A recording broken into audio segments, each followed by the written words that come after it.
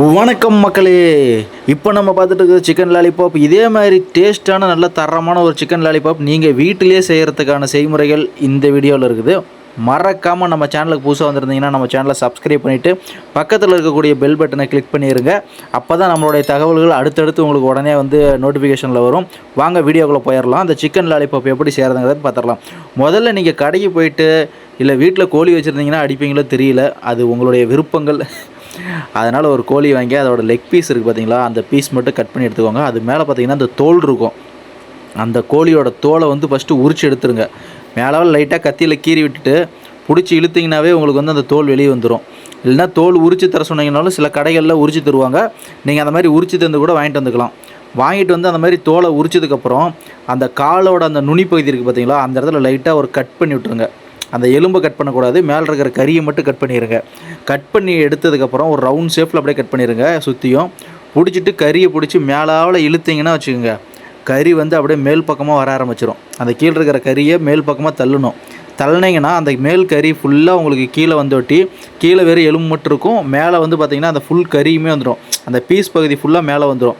அப்போ தான் உங்களுக்கு பார்க்குறப்ப நல்லா அந்த மேலே இருக்கக்கூடிய ஒரு லாலிபாப் ஷேப் அப்படியே வரும். அந்த கறி மட்டும் மேலே தள்ளிடுங்க, கீழே எலும்பு மட்டும் இருக்கட்டும். அப்போ தான் அது பார்த்திங்கன்னா நல்லா லாலிபாப்போட அந்த ஷேப்புக்கு உங்களுக்கு வரும்.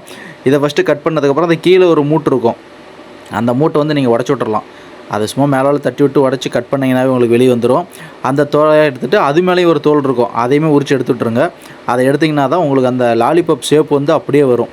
கீழே குச்சி இருக்கிற மாதிரி மேலே நம்ம லாலிபாப் சாப்பிடுவோம்ல, அந்த சாக்லேட் இருக்கிற மாதிரி அதே மாதிரி கீழே இந்த எலும்பும் மேலே பார்த்திங்கன்னா இந்த கறியுமே இருக்கிற மாதிரி உங்களுக்கு நான் கரெக்டாக வந்துடும். இந்த மாதிரி வந்ததுக்கப்புறம் நீங்கள் ஒரு எத்தனை பீஸ் உங்களுக்கு தேவைப்படுதோ அத்தனை லெக்கு நீங்கள் வாங்கிக்கோங்க. அதை எல்லாமே அதேமாதிரி தயாரித்து ரெடி பண்ணி வச்சுக்கோங்க.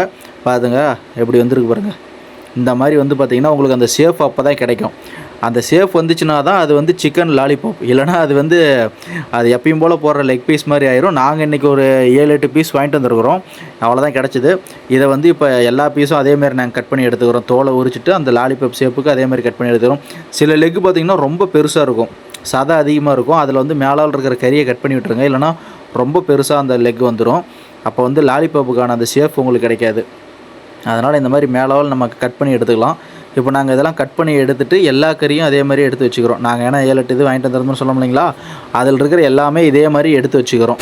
ஃபைனலாக அது இருக்கிற எல்லாத்தையும் அதை கட் பண்ணி எடுத்து வச்சாச்சு. பார்த்தீங்கன்னா எல்லாமே ரெடி ஆயிடுச்சு. இது பார்த்திங்கன்னா கொஞ்சம் பெரிய லெக்காகவே இருந்துச்சு. அதை எடுத்து ரெடி பண்ணி வச்சுருக்கிறோம். அப்படியே 2 போட்டோக்கு 2 போஸை கொடுத்துட்டு அதை எடுத்து ஒரு வாரமாக வச்சுருவோம் அந்த சிக்கன்லாம். அதுக்கப்புறம் ஒரு சட்டியை தூக்கி வச்சு அதில் இஞ்சி பூண்டு பேஸ்ட்டு கொஞ்சம் போட்டுக்கலாம்.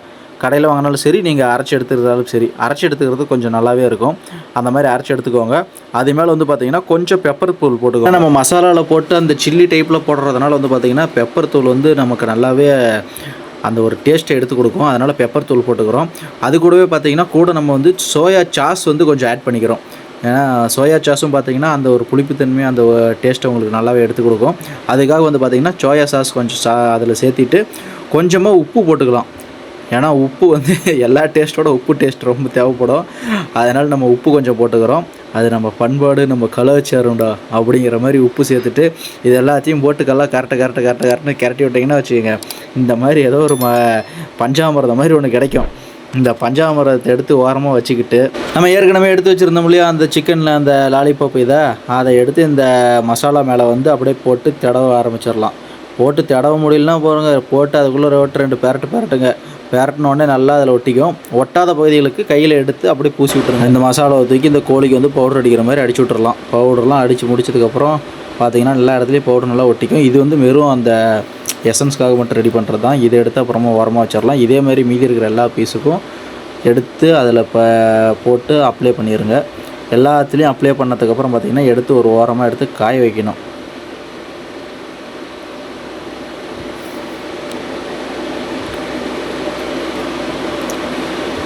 அந்த பெரிய பீஸாக போட்டிங்கன்னா அதுக்கேற்ற மாதிரி தேவைப்படும். அதனால் பார்த்திங்கன்னா எப்பயுமே உங்களுக்கு தேவையான அளவு இந்த மசாலாவும் ரெடி பண்ணிக்கோங்க. ஏன்னா நீங்கள் எத்தனை பீஸ் போடுறீங்களோ அதுக்கேற்ற மாதிரி மசாலா தேவைப்படும்.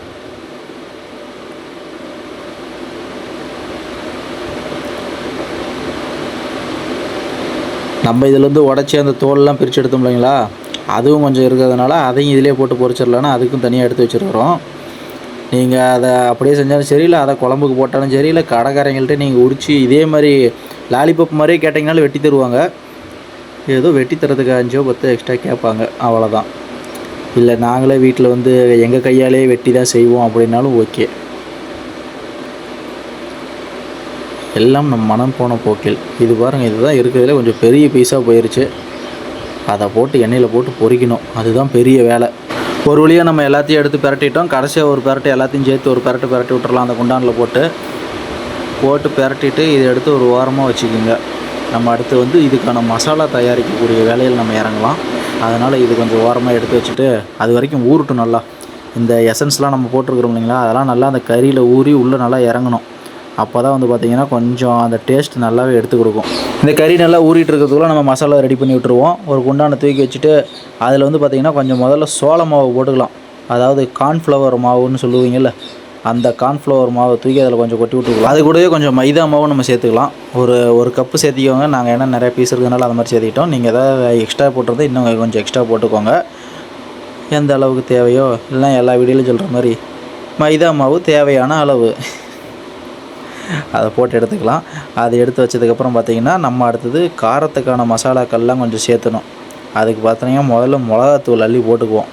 மிளகாத்தூள் கூட போட்டதுக்கப்புறம் கொஞ்சம் அந்த கரம் மசாலா, கறி மசாலா, சிக்கன் மசாலா, சிக்கன் 65 மசாலா, கொஞ்சமாக மஞ்சத்தூள், இதெல்லாத்தையும் போட்டு லைட்டாக உப்பையும் கொஞ்சம் போட்டுக்கலாம். எல்லாத்தையும் போட்டதுக்கப்புறம் பார்த்திங்கன்னா நல்லா இதை சோறு பேசுகிற மாதிரி நம்ம எப்பயும் போல் பிசைஞ்சு எடுத்துக்கலாம். இந்த தடவை இதில் தண்ணி ஊற்ற போகிறதில்ல. ஏன்னா நம்ம அந்த சில்லி போடுறதுக்கு இதுக்கெலாம் வந்து பார்த்திங்கன்னா இந்த மசாலாவில் தண்ணி ஊற்றுவோம். அது வந்து அந்த கறியில் போய் நல்லா ஒட்டுறதுக்காக. நம்ம ஆல்ரெடி வந்து நம்ம அந்த கறியில் வந்து மசாலாலாம் போட்டு வச்சுருக்கோம். அந்த இஞ்சி பூண்டு பேஸ்ட்டு, சோயா சாஸு அதெல்லாம் பார்த்திங்கன்னா நல்லாவே இதில் இறங்கியிருக்கும்.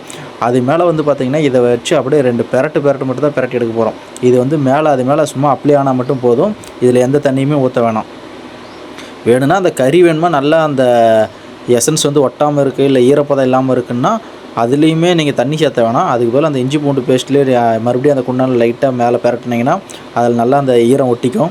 ஈரத்தோடு அப்படியே எடுத்துகிட்டு வந்து இந்த மாவில் வந்து அப்படியே வச்சிங்கன்னா வச்சுக்கோங்க. பாருங்கள், சும்மா அந்த ஈரத்தோடு அப்படியே வச்சிங்கன்னா ஒட்டிக்கும். அப்படி இல்லைனா அது மேலே அப்படியே கொஞ்சமாக அள்ளி போட்டிங்கன்னா வச்சுக்கோங்க, அதில் இதாயிரும். இல்லைனா இதில் போட்டு புதைச்சி எடுத்திங்கன்னா எல்லா மாவும் கரெக்டாக அதில் உட்காந்து ஒட்டிக்கலாம். அந்த மாதிரி மாவு வந்து பார்த்திங்கன்னா சிவாஜி படத்தில் அந்த ரஜினி வந்து கெட்டப் போட்டு வருவார் பாருங்க, நான் வெள்ளையாகிறேன்னு, அந்த மாதிரி வெள்ளையாகணும். அப்போ தான் வந்து அந்த மாவு நல்லா ஒட்டி இருக்குதுன்னு அர்த்தம். போட்டு எடுத்ததுக்கப்புறம் மீதி இருக்கிற எல்லா பீஸையும் அதேமாரி வந்து பார்த்திங்கன்னா நம்ம போட்டு வெட்டி எடுத்துக்கலாம்.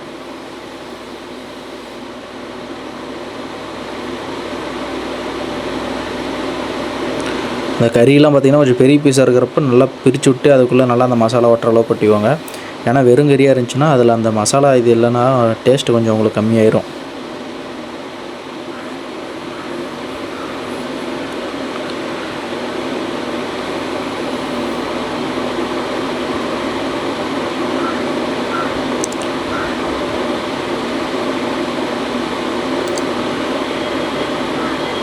இதுலேயே நம்ம அந்த லேஸ் பாக்கெட்டையோ அந்த இதெல்லாம் போட்டு பிச்சு போட்டால், குர்குரே பாக்கெட்லாம் பிச்சு போட்டால் KFC சிக்கன் மாதிரி ஆயிரும்.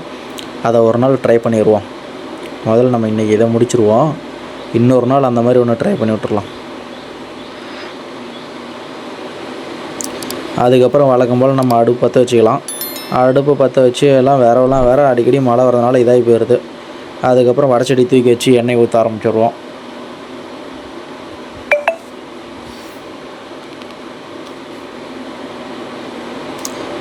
எண்ணெய் வந்து இன்னும் கொஞ்சம் அதிகமாக ஊற்றுக்கோங்க. ஏன்னா வந்து பார்த்திங்கன்னா அந்த பீஸ் நல்லா உள்ளே முழுகணும்.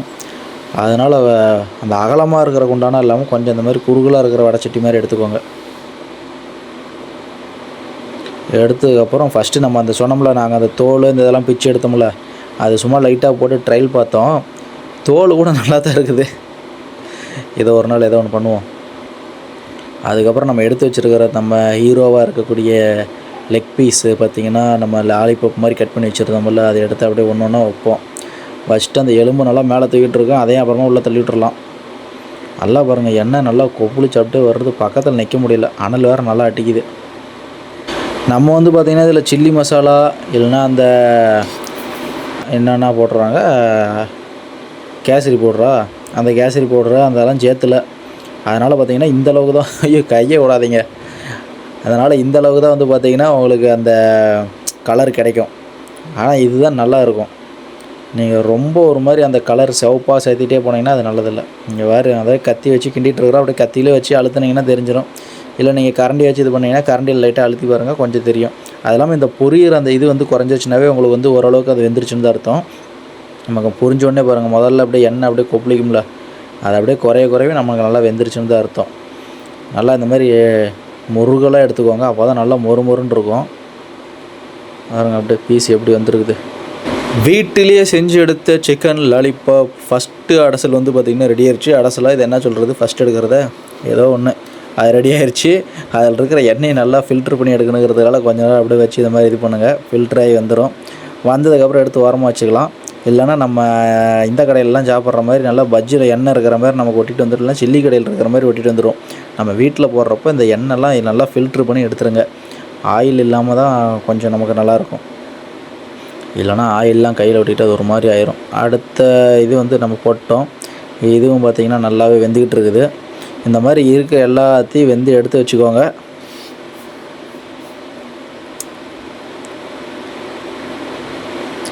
ஏன்னா நாங்கள் தனியால் இல்லை, நாங்கள் ஒரு 7-8 பேர் இருக்கிறோம். அதனால் எவ்வளோ வாங்கினோம், உங்களுக்கு எவ்வளோ தேவைப்படுதோ அவ்வளோ எடுத்துக்கோங்க. இதுதான் இருக்கிறதுலே பெரிய பீஸ். பாருங்கள், போட எண்ணெய் என்ன கலரில் மாறிடுச்சு. அப்படியே இந்த மசாலாலாம் இறங்கி கலரே மாறி போச்சு. இந்த எண்ணெய் எதுக்குமே யூஸ் பண்ண முடியாது திருப்பி. ஃபைனலாக நம்ம போட்டிருந்த எல்லா சிக்கன் லாலிபாப்பும் ரெடி ஆயிடுச்சு. அது மேலே கொஞ்சம் வெங்காயம் இதெல்லாம் வச்சு எலுமிச்சை பழத்தை போட்டு கொஞ்சம் புளிஞ்சுட்டு ட்ரைல் பார்த்துருக்கோம். இதில் என்ன ஒரு பிரச்சனை, ரைத்தா இல்லை. ரைத்தா என்னங்க ரைத்தா, நமக்கு காலங்காலமாக நம்ம சிக்கனுக்கு சில்லிக்கு சைடிஷாக சாப்பிட்டுட்டு இருக்கிற வெங்காயம் இருக்குது, அது போதும் அப்படின்ட்டு வெங்காயத்தை எடுத்து 2 கடி கடிச்சிட்டு சாப்பிட்டிங்கன்னா வேறு மாதிரி இருக்கும். இப்போ வேறு கிளைமேட் எல்லாமே மழை காலமாக இருக்குது. அதனால் இந்த மாதிரி சூடாக ஏதாவது செஞ்சு சாப்பிட்டுட்டு வீட்டில் பத்திரமா இருந்துக்குங்க. எல்லாம் மழையில் கொஞ்சம் சேஃபாக இருங்க. அடுத்து வேறு தொடர்ந்துன்னா நிறையா மழை வரப்போகுதுன்னு சொல்லிட்டு இருக்காங்க.